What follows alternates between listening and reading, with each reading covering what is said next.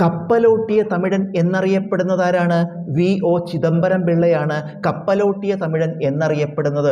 കപ്പലോട്ടിയ തമിഴൻ എന്നറിയപ്പെടുന്നത് വി.ഒ. ചിദംബരം പിള്ളയാണ്. കട്ടക്ക് നഗരം ഏത് നദിയുടെ തീരത്താണ്?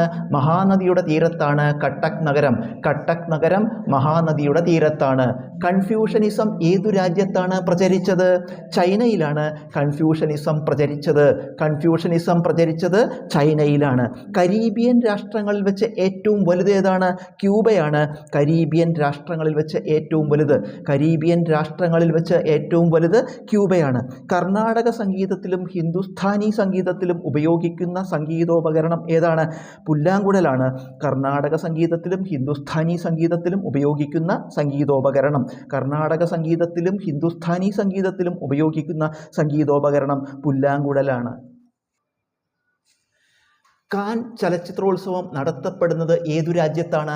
ഫ്രാൻസിലാണ് കാൻ ചലച്ചിത്രോത്സവം നടത്തപ്പെടുന്നത്. കാൻ ചലച്ചിത്രോത്സവം നടത്തപ്പെടുന്നത് ഫ്രാൻസിലാണ്. കാർ ബാറ്ററിയിൽ ഉപയോഗിക്കുന്ന ലോഹം ഏതാണ്? ലെഡ് അഥവാ ഈയമാണ് കാർ ബാറ്ററിയിൽ ഉപയോഗിക്കുന്ന ലോഹം. കാർ ബാറ്ററിയിൽ ഉപയോഗിക്കുന്ന ലോഹം ലെഡ് അഥവാ ഈയമാണ്. കാർബണിൻ്റെ അളവ് ഏറ്റവും കൂടുതലുള്ള കൽക്കരിയുടെ വകഭേദം ഏതാണ്?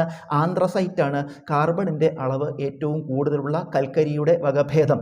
കാർബണിൻ്റെ അളവ് ഏറ്റവും കൂടുതലുള്ള കൽക്കരിയുടെ വകഭേദം ആന്ത്രസൈറ്റാണ്. കാളിദാസൻ്റെ ഏത് കൃതിയാണ് കേരളവുമായി ബന്ധപ്പെട്ട പരശുരാമ കഥ പ്രതിപാദിക്കുന്നത്? രഘുവംശമാണ് കാളിദാസൻ്റെ കേരളവുമായി ബന്ധപ്പെട്ട പരശുരാമ കഥ പ്രതിപാദിക്കുന്ന കൃതി. കാളിദാസൻ്റെ കേരളവുമായി ബന്ധപ്പെട്ട പരശുരാമ കഥ പ്രതിപാദിക്കുന്ന കൃതി രഘുവംശമാണ്. കടലാസ് ആദ്യമായി ഉപയോഗിച്ച രാജ്യം ഏതാണ്?